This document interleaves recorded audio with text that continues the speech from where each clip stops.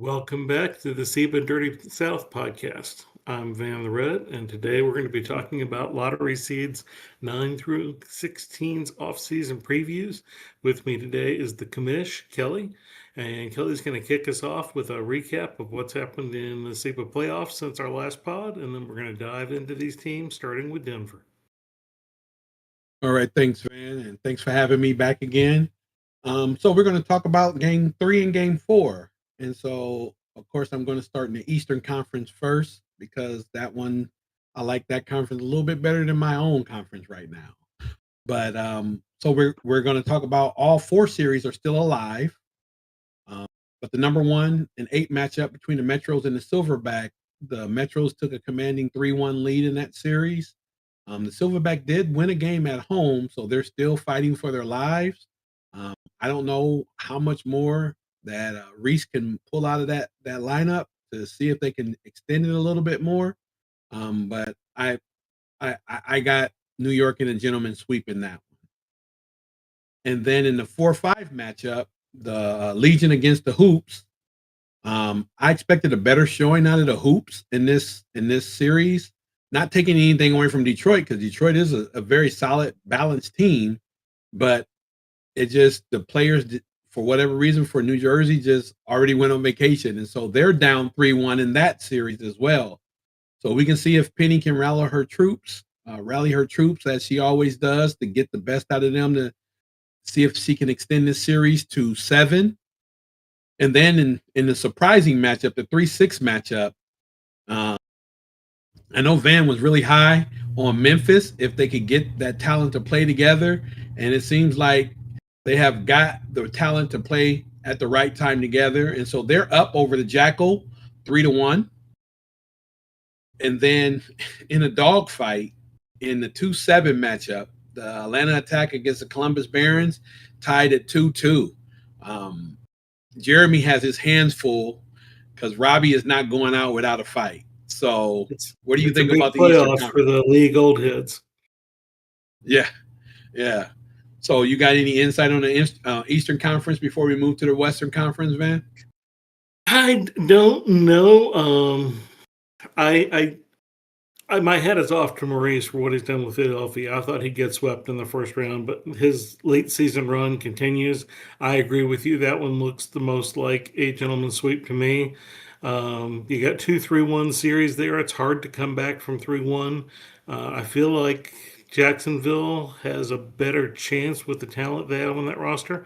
But we've been waiting for this Memphis team to play like this for 2 or 3 seasons. I know their GM probably expected this to happen 2 years ago.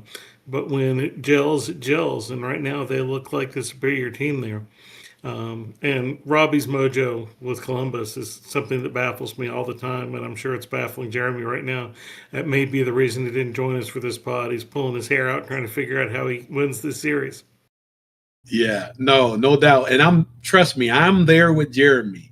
And so now we're moving on to the Western Conference. And like Van said, tearing out hairs. As you see, I don't have any because my series 1 and 8, the Coyotes against the Bears, and it's tied 2-2. And they are giving me all kind of fits. I cannot figure out who I want to stop and who I want to let produce, because their team has just been balanced this whole series. And so I'm hoping that my overall talent wins out the series, but I don't know. According to paper, I should, but right now I am really sweating. I'm really sweating this series, and I will blow this team up if I lose this series. It will happen. I'm loving this series because Abazio Kagbari is my favorite SIBA player of all time. And I love this move into a different role for him. He's still rebounding like he always did. He's not playing individual defense at the level he once did, but he's still a great team defender, picking up steals and blocks. He's the 3rd leading assist man for New Orleans in the series. Just moving into that late prime, late career complementary role is an impressive feat, but one you would expect from somebody who's probably the smartest guy to play the game. Yeah, I agree. And so we did have 2 sweeps in the Western Conference. The Houston Stampede took out the Phoenix Scorpions. A lot of it, not saying that they wouldn't have won the series, but a lot of it was due to Phoenix's best player being hurt. But all in all, that's a part of basketball, and they went out on the broom. They got swept. And then the 3-6 matchup, the LA Mamba and the Portland Rhinos, I expected Portland to at least win one game in this series. I don't know what happened to their team. I don't think nobody showed up in this series for them. And LA got the sweep, but they did take a couple of key injuries going into for the rest of the playoffs and into next series, definitely. And then they lost Jason Wright, who's one of their best players, and the young player looking to take Wright's job, Whitelaw. Whitelaw. So that's going to be tough. I'm sure they're rooting for OKC, San Diego to go 7 games and let both those guys get as much rest before the next series starts as possible. Absolutely. And then the last one is the 2-7, the OKC and the San Diego Captains. And our producer, Soph, got a win. And now he has to figure out how he can rally that one win into 3 wins to win the next 3. That's tough. Like you said earlier, it's hard to come back from 3-1. But when you have one of the best players on the floor, anything is possible. It is. And most and most series, I would say Mickey Alexander is the best player on the court, but Larson Smith is on this court, and he's really good. That makes a 1-3 deficit pretty hard to overcome when the other team is employing Larson Smith. And so that's the playoffs so far. So later today, Game 5 for most, Game 6 and Game 7 if necessary. And we will find out after tonight's sim who moves on to the second round. And so now we need to get into the off-season lookouts for the 9 through 16 teams. Yep, and just as a reminder, the next pod after this one, we'll look at the teams that made it to the first round but not past the first round. So we'll start today's journey with Denver Dinosaurs. They were 34-48, 11th in the West. They were 38-44 the previous season. They were projected 10th. Their core players are Byron Hooks, who's as good as it gets, Tyrell Sherrill, who I thought would be Pippen to Hooks as Jordan. We got a small sample. Sherrill's a free agent. We'll have to see if the Denver agrees with that comparison. And point guard Reed Britton, who has been the GM's favorite prospect over the years, who really seems to have grown into the role of point guard for the team. Hooks, Britton, small forward Brian Randolph, last year's pick, who looks like a project, but looks like he's going to be a very good player. And point guard Brad Coulter, who was the second round draft pick, who looks like he'll be a rotation guard. For decisions, I put down the team's all about Byron Hooks. He's as good a player as you're going to find. Among the existing players, they need to decide, and the potential re-signs and the league at large, who can you bring onto this roster that maximize Byron Hooks? Is Sherrill the right complement? He doesn't provide a lot of offense, but he's probably the best wing defender in basketball right now. Which of the restricted free agents are worth investing in? Wright Cunningham at center and Reed Davis at power forward. And which of the unrestricted free agents fit well enough with Hooks long-term to reinvest in? They have $103 million in cap space if they relinquish everyone. I'd say probably 60 to 65 if they retain Sherrill. And they have 2 lottery picks, their own and Chicago's. What did you think when you looked over this roster, Kelly?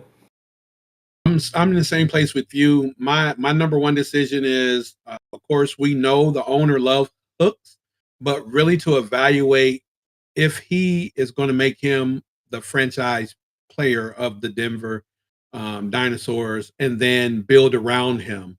And then the next thing I had is, are you going to re-sign Sherrill? That probably should be number 1. But he was a plus 14 in net. And then the third thing is they need to upgrade the front court. That's always been Denver's problem. Even when they had Biggery, they just had Biggery. He didn't have any help. And so not necessarily you have to get a superstar in the front court, but you need to have two solid front court players to play along with Hook. Yeah, And they then like made you that said, they have trade for Reed Davis to get his right, so maybe they think there's some potential there. Cunningham, right, plays well enough defensively and maybe stays out of the way, but neither one of them, I agree with you, is a difference maker. Hoping to get a difference maker with a lottery pick uh, in the short term is probably not going to happen. So they also might need to look at packaging sign-in trades with lottery picks or something like that to get somebody in on Hooks' timeline.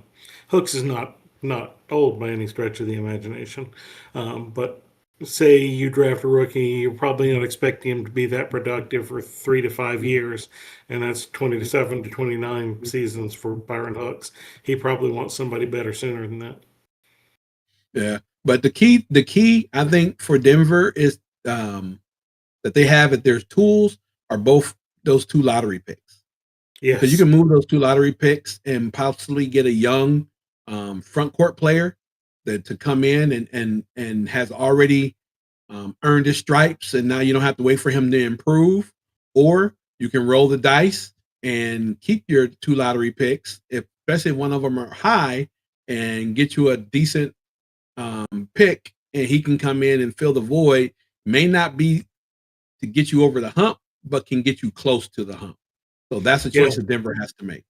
And one thing I think they should look at is this feels like a really good Dennis Young destination, the unexpected free agent from San Antonio who didn't get his rookie option picked up. He would look good there. They don't need points from that position with Hooks, but he would make this team a defensive monster.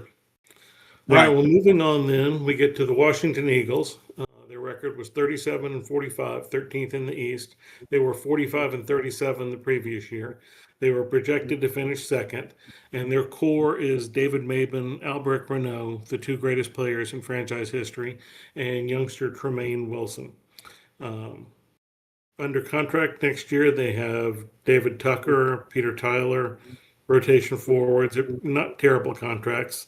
Sean Little, a rookie small forward. Johnny Carter just completed his second season at small forward.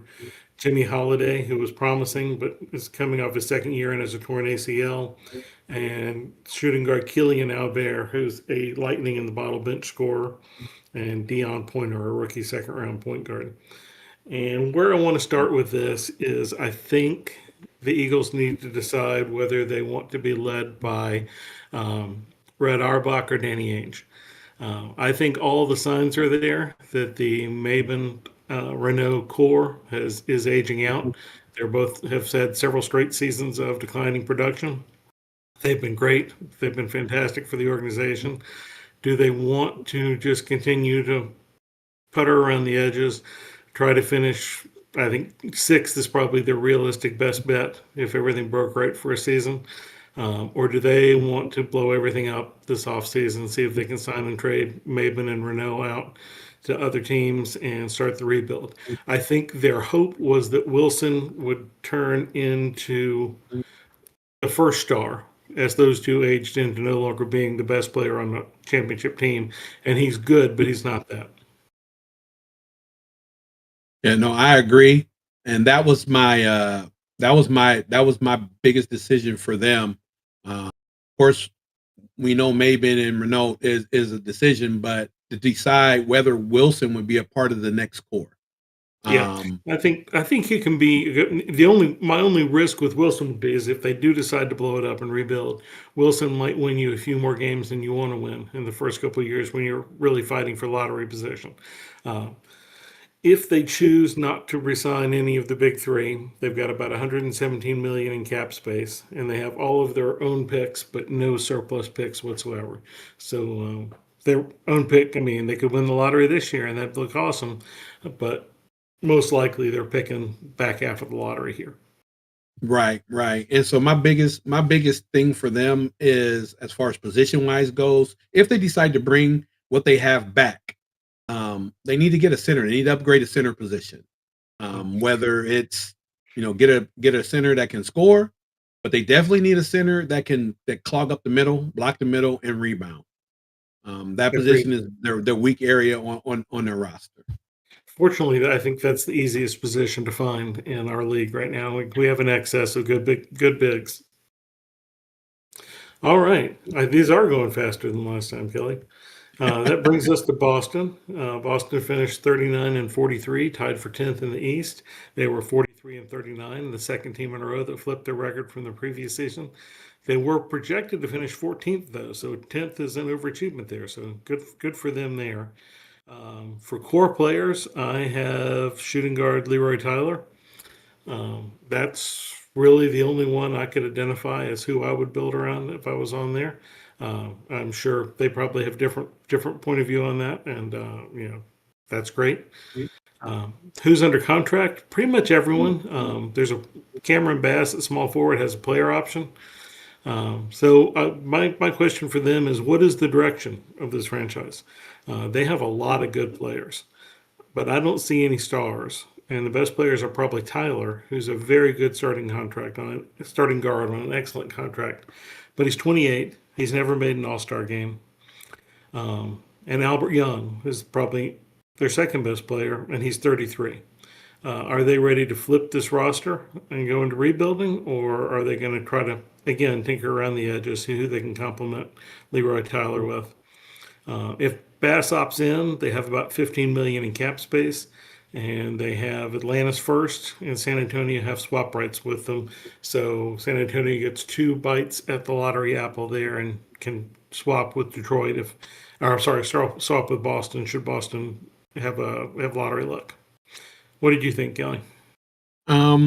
Well, I respect Boston's GM because just like New Jersey's GM, he has a strategy and he sticks to it. He believes in shooting as many threes as possible. If his team does not lead the league every year in 3-point attempts, then something is wrong. And that's his philosophy, and it's great. And it has worked. It got him into the playoffs. It even got him into, I want to say, the second round. But my thing is, his team is aging. Like you said, do you decide to flip it and do the rebuild? What happens if Bass decides to take his player option? Do you keep him or do you try to move him to bring in more assets to continue to push your style of play with younger players? Right. Like you said, he does have a lottery pick, but it's a flop. San Antonio gets the better one of the two, but it's still a lottery pick. It may be a later lottery pick, but it's still a lottery pick. So how does he use that pick?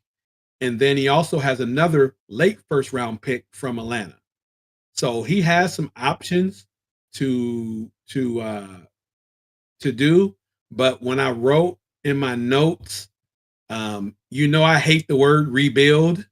So I put in bold letters, do not rebuild, retool. Okay. And so that would be my advice for Boston, because he's not at a position where he needs to tear it down. I think he can move some pieces and get younger and still be able to compete. That brings us to Montreal, who were 39 and 43, tied for 10th in the East. Previous year, they were 46 and 36 and were projected to finish 10th, so right on the money there. Their core is shooting guard PJ Orr, point guard Ryan Watson, center Matt Dean, small forward Adrian Hester, and point guard prospect Jocelyn Lecomte. Who is under contract? Everyone who has to return, and there's some available roster spots as well. And their decision to make, I think, is that PJ Orr is an excellent player, has been their franchise leader, possibly the best player in Montreal history. And is he good enough to be your number one if your goal is to win a title? That's, I think, what they really need to look at. I don't see anyone on that roster who will ever be better than Orr. So just need to decide if you are happy being where Orr can reach, or if you need to make some adjustments to try to get someone better than Orr on that pecking order. And to do that, they are over the cap, so they'll have the taxpayer mid-level and their own picks, plus a top 10 protected New Orleans pick next summer. Won't help them this year, but might help them in a trade. And so I agree with you. My number one thing for Montreal is to resolve the Mike Thomas situation. He's going to be a free agent. Um, he is 24 years old. He has the defensive ability of 100, and so that's rare in this league. Um, but the thing about it is, he's playing 30 minutes per game, and he only averages 5 points, and he's making right now 31 million. How much does Montreal value defense? And are they willing to bring him back? If you do, my suggestion would definitely try to bring him back at a lower salary price, or he will have value in the sign and trade market. Somebody will take that sign and trade for that 100 ability in defense. And they know that that's what they're getting, because he's not going to give you a bunch of offense. But if you need that defensive ability and a team player, to my knowledge, I haven't heard anything from my daughter saying that he is a problem on the team. So that's my thing with Montreal. They have to resolve that issue if they're going to bring him back. And if they don't, then that frees up 30 plus million on their salary. Yeah, he's a natural shooting guard, so that conflicts with PJ Orr a little bit. But he is 6'8", if pretty skinny, so we can probably play on the wing there. But 5 points a game is not much to get for 31 million. But I agree, if they can negotiate that down or find a taker for him in a sign and trade, I'd also look at trying to package that pick they have coming next year with one of their extra backcourt players and see if they can make a move to bring in some front court help. But again, like, it all centers around how they feel about Orr, and if they think there's someone I'm wrong and someone on that team will be a better player than him in the next couple of years, then my advice would vary drastically. And she knows her team far better than I do. Yeah, she does a good job coaching her team and getting the most out of her players. I do like the Orr and Ryan Watson combination backcourt. I think they complement each other very well. Her issue right now is trying to find a consistent front court duo to play together to complement those guards. Well, if Jocelyn LeConte is ready, maybe you could package Ward with that pick and get a big. I don't know. Yeah. That brings us to San Francisco. The Gold were 36-46 last year, 10th in the West. They were 27-55 the previous year and projected to go finish 13th. So that is a tremendous improvement. Kudos to the Gold. Their core players are Josh Morris, who is somehow still 26 years old, even though I think he's been in the league longer than I have. Power forward Ryan Pastner and shooting guard Thomas Jankowskis. They have every key player under contract. Decisions to be made. This was a huge year for the Gold, making the play-in, winning a game. Now the hard choice is the core that made this improvement good enough to get them to where they want to go. If it isn't, how much internal improvement can they expect from Pastner and Jankowskis? If this is Jankowskis as good as he can be, I think they need three guys better than him. Morris is there. Pastner could be there. Between center Jamal Bacale, center Kieran LaCruz, and if you squint really hard, youngster Sean Connell and Jarrell Collins, both great finds. Can internal development net you two players as good as or better than Josh Morris, which is a big ask? To do that, they have enough cap space to offer a max contract, and they have all their own picks, including this year's lottery pick, to make a big trade if they decide to go that way. What did you see when you looked this roster over, Kelly? So I was really proud of San Francisco because, when you do an expansion, you always like, man, this team is going to probably be bad for a while. You did an excellent job taking over Jacksonville and getting them to playoff potential basketball. And the new GM did way better. San Francisco has not. And so this year I was pleasantly surprised to see them take a turn and actually commit to a rebuild, because in this case it was a total rebuild from nothing to where they are now. my biggest thing that I've seen is they've never had a really lead guard. They've tried to play Janis Kauskis there, and they put him at the 2 guard, and he gets you assists, but he's just not a lead guard. And I think the biggest thing that they need to decide on is, like you said, if this core is good enough. If they added a lead guard, would this core be able to compete with the rest of the Western Conference to get out of the play-in and get into the top 6? I do like the growth of LaCrue. He has grown a lot as that center because he was a lottery pick. They've done really well in their picks as far as their draft pick, their lottery picks. The Yeah, first they've couple of had the years they worst didn't do. lottery luck. Yeah, That's, yeah, we yeah, talked about that last year. Just yeah, abysmally bad luck in the lottery. Kept yeah. if any They're, team is owed an unexpected first overall pick, it's probably San Francisco on a yeah, year that they make it into the play-in. yes. Their But yeah, last I 2 think years they're they've going to be done good. competing with me for free agent point guards this year if they Yeah, decide so this is the core. yeah, so it'll be tough. They definitely will have cap space to go out and get someone. They'll have approximately 59 million in cap space.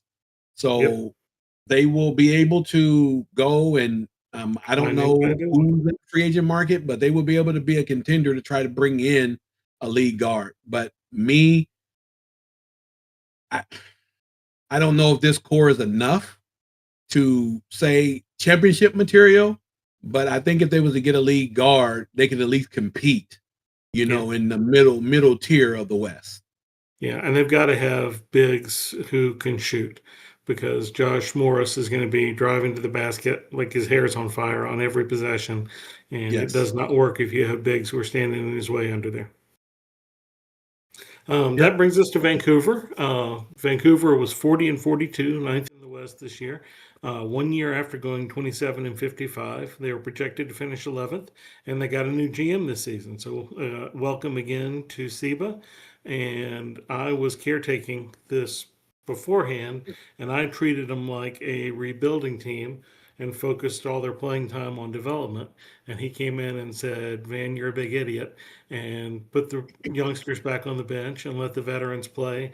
And they rallied from way out of playoff position to into the play-in tournament. So again, kudos, job well done there. I would say the core of the team is small forwards, Johnny Applewhite and Cole Monroe for sure. And I think Jelani Williamson will get to that level, although I have to admit they played far better when they put him back on the bench this year. Applewhite and Monroe are under contract. Williamson's a restricted free agent following his rookie deal. Jack Lightfoot, one of their big in-season additions, needs a new deal. And they need to make decisions on point guard Sam Van Leer, who is a capable point guard, but I'd want an upgrade if I were them. Power forward Arthur Weber, who's probably expendable given the depth of the rest of the roster. And power forward Bill Frame, who started very capably down the stretch. So, decisions to be made. I would say I define a wing as guys between 6'4" and 6'10" who aren't primary ball handlers or post players. And the Reign have 7 guys who fit that category, which is great because that's the hardest thing to find in the league. But that's too many to play comfortably at once and to pay at once. They have no guards under 30 who profile as plus starters. Can they flip some of those surplus wings into the guards they need? They also have the more favorable of theirs in Minnesota's first after the trade with LA this year, and they have the 33rd pick in the draft. But for me, it's all about building that backcourt out to be as good as the rest of the team. What do you think, Kelly? I agree.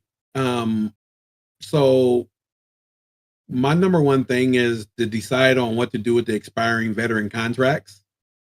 Because they have 4 expiring veteran contracts. They have to decide on if they're going to renounce them, if they're going to keep them and try to do a sign and trade, or if they're going to try to re-sign them. I don't like that veteran core that they have to go with their young. I don't think they mesh. I love having veterans on my team, especially ones that are intelligent, because it adds and it helps the development of the younger players. But Then they need to decide on Cole Monroe. He's 20.6 assists, shooting 40% from the field, 32% from the three. But is there room for him to improve? And do you consider him your number one option? Yeah, I I think don't. long-term Applewhite's the option.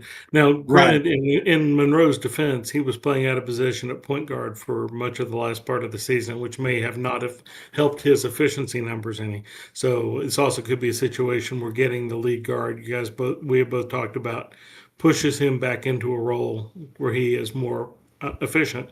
But I didn't see all that many signs when I was running the team that efficiency was going to, he was more of a volume scorer than an efficient scorer. Right. And if he does Right. lose small forward to Johnny Applewhite, how beneficial is that off your bench at that price tag if he becomes your sixth man, let's say? Right. And then the last thing I had was to evaluate JP Rosser. I like him, but when I started to look more into it, he is 102 million over the next 3 seasons, but he averages only 9 points and he posts a minus 5.5 net rating. And so with the amount of money that he's getting and you're not getting that production, it's like you have to evaluate him to see what value he actually brings to the core of your team. Is he a glue guy? Is he a team guy? Is he a defensive guy? I don't see any of that. And so for me, for the Vancouver's purposes, they may want to look at exploring a trade option for him. That doesn't mean that he's going to be this same guy on someone else's team, but on Right. Vancouver's team, he just doesn't fit with their core that they have. Yeah. If you don't have a small forward, he would be a great upgrade. But on a team with Cole Monroe and Johnny Applewhite, he is not helpful. I had him on the trade block the whole time I was running the team and got no nibbles. But best of luck to the new GM and doing this better than I did, as he's done so many things better than I did. And that brings us to Chicago. Chicago is 40 and 42, ninth in the East, after finishing 37 and 45 the previous year. They were projected to go fifth, and I'm so happy for Jedi that he got some postseason games in this year. The core, in my mind, is Finn the Tulip Metternich and power forward Willis Dent. Under contract, they have Metternich, point guard Rufus Honeycutt, 24-year-old quality starter on a great contract. Point guard Aaron King, 11th pick last draft. Point guard Malik Matic, entering the final year of his rookie deal. Small forward Peter, Toho Pekaliga. I hate that name. I will not I'm pronounce glad that it's again. you and not me. Entering his third season. Dent and point guard Travis Yates are restricted free agents. And shooting guard Joey Crozier was their third leading scorer this year and is the only unrestricted free agent making more than the minimum on the roster. And for decisions, I put down loosely there are two main schools of roster construction: a big three, which means most of your bench are minimums. Then the goal with the big three is if one of the three is injured, you still have two stars to limp you through until the guy returns to health, or a big two and more money to spend to develop a deep supporting cast while knowing that you're sunk if one of your stars gets hurt at the wrong time. So I think Dent and Metternich are there. Does Chicago want to keep searching for a third star, or do they want to focus their efforts on a deep complementary pool around the tulip? And also, they have a lot of point guards. Is there any chance they could move some of those around into some depth at other positions? If they choose not to re-sign Crozier, they have 88 million in cap space. Their second round pick this year and a full slate of future picks to make trades. What did you think of when you looked this roster over, Kelly? Um, my sympathetic heart goes out to Jedi because he's been. You said San Francisco has been punished by the draft gods and the lottery gods. So has Chicago. So has Well, they Chicago. did get So Finn Metternich and John Walker. Yeah, I think they yeah, fared better than San Francisco. That's fair. I agree. But even though you had John Walker didn't want to resign back with the team, and so so he They took had his 4 leave. years of John Walker. but I do agree with you in Dent and Metternich as being the core. Um, my biggest thing for Chicago is I do like Honeycutt, but they definitely need a backup to Honeycutt, and I don't see that backup on their roster right now. So I do No, feel they you, have you don't abundance of point guards. you don't But the think one Aaron thing, King or Malik Matic or Travis Yates, none of those three guys look like a big league rotation guard to you? no, I don't think so. Not right now. Not right now. Maybe in the future. Um, I don't like King's ball handling. Um, Matic could possibly be. He's 21 and he still has a little bit of development. Um, I do I do think there's potential with Matthews, but I think he's more of a shooting guard because every time he's got in the game, he scored. He was more of a scorer than he was a shooter, and I don't know if that's how Jedi had him playing or whatever. But one area that I do think Chicago needs, they need a shooting guard. They need a scorer. They need an outside score Yeah, they need outside someone the better post. than Joe Crozier as much as I like him. Also, Yeah. Crozier's 29 and probably that's the end of his prime. I don't know that late prime is going to be great for Joey Crozier. Yes, and so that for them that would be my approach. Um, I do think if they can get a score, they can take a step up from where they were in the playoffs. The East is tough, but I think Chicago has enough there to be able to compete if they are able to get some outside score to open the floor up for Metternich and Dent. We are in agreement there. Um, Peter, whose last name I will not attempt again. Um, I think is a big swing piece in the future of the organization there. He profiles like he could be the wing complement they need to the bigs, but he's not there yet. Um, were it me, I think I would try to re-sign Matic to be the backup. I agree that Matthew shows some potential, and I think he's probably a good extra guard to have in case of injury. But a point guard with a 53 passing rating is not what I'm looking for to play regular minutes on my team. Okay, that brings us to our last team of the day, the Milwaukee Wildcats. Wildcats were 41 and 41, seventh in the East, up from 39 and 43 last year. They were projected to finish last in the East, so kudos to Milwaukee on drastically overperforming the magazine's predictions. Their core is power forward Ian Davis and center Manny Lawrence, and they are holding space for point guard Slick Minton and small forward Warren Emerson, hoping that the younger guys develop for them quickly. Under contract, rotation wings Lucian Tucker and Brad Odell are the only unrestricted free agents making above the minimum, and the team has an option on power forward David Thurston if they want him back. Decisions to be made.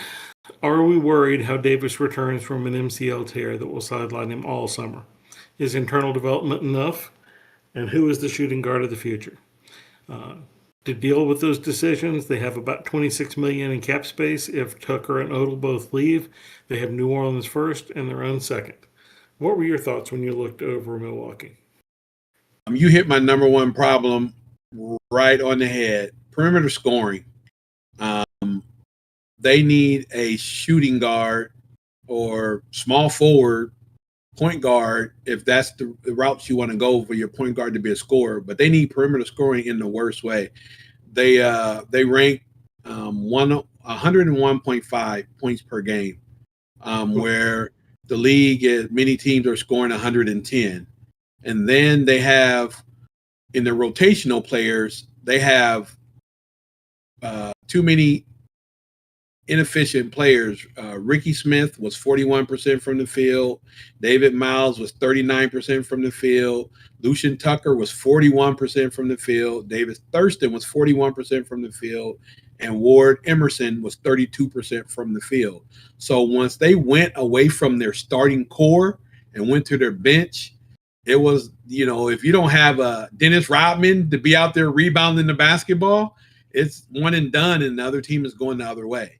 So they have to tidy that up on their bench as far as getting more efficient players. But they definitely need a shooting guard. In my opinion, that's the biggest position that they need to look at. Yeah, when I was looking at the team, one of the things that really jumped out at me is if you look at true shooting, and again, 57% is roughly league average in most years for true shooting. They have one player on this roster with a usage above 20 that has an above average true shooting percent. So, which again, to say in a more wordy fashion, what you've already said, this team needs to score better. Um, I think Slick can be the point guard of the future. I don't know if he's going to score the way you need that guy to do unless you can come up with a 2 and a 3 who are better than the current guys on the team. I thought Dave Miles was going to be a superstar, and we're starting to reach the point in his career where he's a nice rotation guard. Right. So No, I agree with you. I like Slick Benton. I do like him as a future point guard. I know that a lot of people are not high on small guards, but I actually do like Timo Cruz. I like him a lot in what he does, especially as a backup. Yeah, and so. And if you average him and Benton out, you got two pretty above average point guards in height. Yeah, and so for my suggestion for Milwaukee is to package one of their small forwards, whether it's Williams, Odo, Tucker, Emerson, because he has potential as well, and with maybe a pick or so, and try to bring in that shooting guard that they need. Because before I'm drawing Davis, couldn't think of the power forward. Before Davis got hurt, they were in fifth place in the East. So this team is not far off from competing with the top teams in the East. They just need that missing piece. And to me, that missing piece is that small forward position. Yeah. I hope everybody recovers perfectly from every injury, but I, as a GM, would be pretty concerned about a guy his age losing an entire offseason to a major knee injury. So hopefully he comes back and he's every bit the player he was before his injury. But best case, he's lost an important summer of development. Yeah. All right, Kelly, that is it. We have finished 8 teams far more efficiently than we did last time out. I think we're getting better at this. We will be back with you guys next week after the first round concludes on Friday to talk about the 8 teams that made first round exits. And then we'll leave one final pod for the teams that made it to the second round or later to finish all this out. And then I think after that, our next pod will be an off-season recap and probably a little bit of a free agency preview. So look at who's going to be available where. But that's well ahead of us for now. So again, look forward to the next 8 teams coming up our first part of next week. Kelly, thank you. And you take us out. All right. Once again, Van, thank you. Thank you and Jeremy for doing this podcast. Thank you for letting me sit in. But most importantly, I want to say thank you to our producer, our graphics man, Soph, the owner of San Diego. Really appreciate all your hard work that you do for the league. A lot of the graphics and everything wouldn't be what they are without you. So I just want to make sure that we say thank you so much for all your hard work. And I'm rooting for you, brother, to extend that playoff series today. And good luck today. And thank everyone once again. Until next time.